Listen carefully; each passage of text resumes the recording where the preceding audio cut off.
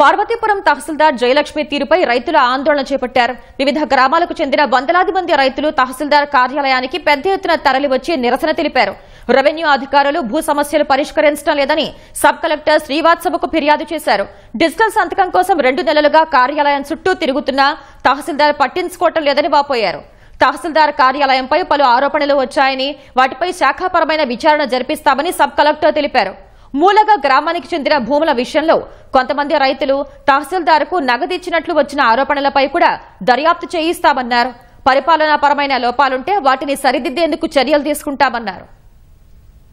ప్రభుత్వంలో అనేక రకాలైనటువంటి ఫిర్యాదులు వస్తున్నాయి కాబట్టి నేను ప్రతి విషయాన్ని కూడా క్షుణ్ణంగా చూస్తే తప్ప ఏది చేయనని పదే అనడం మేము చాలా బాధపడ్డాం. మేము 1-2 సందర్భాలు అన్నాం, అమ్మా గత ప్రభుత్వంలో అన్యాయాలు జరిగాయని చెప్పి మీరు ఈ రోజు మమ్మల్ని పదే మా దగ్గర మాట్లాడకూడదు. మేమేమి ఇక్కడ ఏమి చెరువులు పట్టాలు చేయమని మీకు పెట్టలేదు.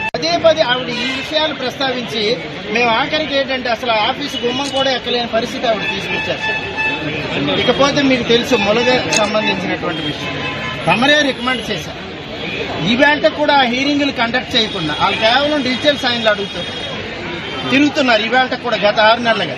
మరి రీసెంట్ గా వాళ్ళు చెప్పింది ఏంటంటే మాకు డబ్బులు కూడా డిమాండ్ చేశారండి. గతంలోనే మేము రెవెన్యూ సర్వీసులు ఇచ్చినటువంటి అర్జీలు ఏ ఒక్కటి ఈ రోజు పరిష్కారం అవ్వలేదు. తదుపరి 2-3 సార్లు వచ్చి కలిసినప్పుడు కూడా ఆ అర్జీలకి సరైన పరిష్కారం చూపలేదు. అలాగే మొన్నగా ఇప్పుడు వచ్చినటువంటి ఎంఆర్ఓ గారు